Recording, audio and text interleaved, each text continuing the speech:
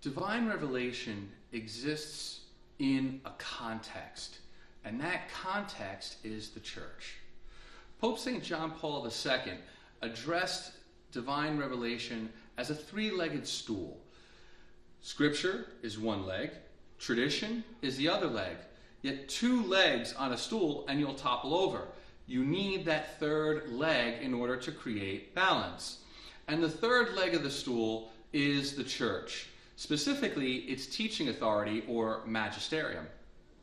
Indeed, we see that the New Testament was written by those who were members of the Catholic Church. All the apostles, all those early saints and evangelists were all part of the church. So the New Testament was entirely written by the church.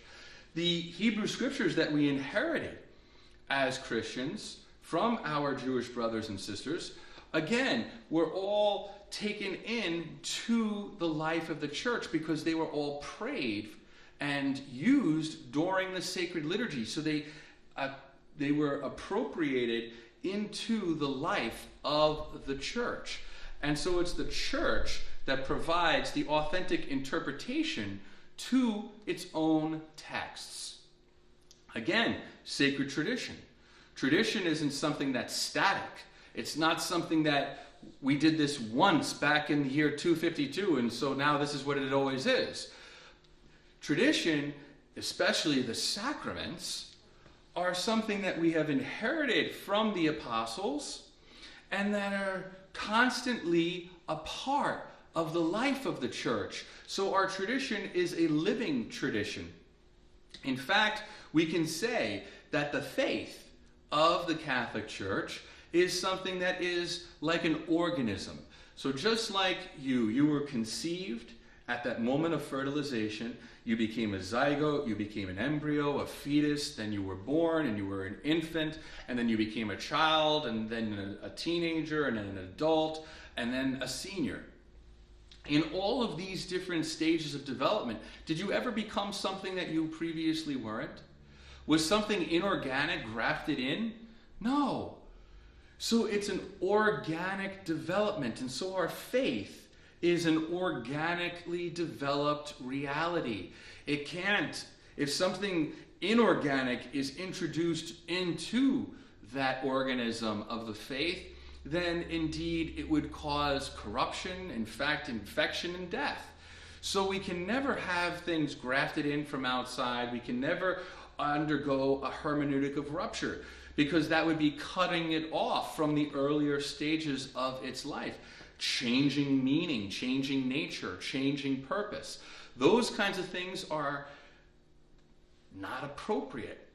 So indeed, Scripture and tradition exist in this ecclesial context. The church herself is an organism. It's the organism of the people of God. And it undergoes organic development, but never change, never rupture. Indeed, it takes all from the apostolic deposit of the faith, and in each new generation presents that same meaning, that same nature and purpose of the teachings of the faith, but in a way that can be received by each new generation, so that it might be appreciated and lived and brought into a greater sense of beauty. Now, all of this, Scripture and tradition, these two wonderful rivers that flow from Christ, the fountainhead, the wellspring of divine revelation, they all exist in that context of the church. And that's why the church is so very important. The church interprets, the church teaches, and gives that which is authentic, and is able to harmonize all of these different teachings of the faith so that we have a complete, holistic understanding of the faith. Indeed, if we were to take any one section of Scripture, or even from the tradition of our teachings of the faith, and we were to twist it or place it within our own personal agenda, what could happen is great violence. Someone could take a particular verse of Scripture and use that to justify great evil done to themselves or done to others. And that's why it's so important that we not just have Scripture alone or tradition alone, but Scripture and tradition in the context of the church, with the authentic magisterium providing that authentic teaching so that we might always live the faith authentically and avoid violence, fundamentalism, and any sort of agenda that is given contrary to the beauty and truth that is the whole of our Christian tradition and sacred texts. God bless.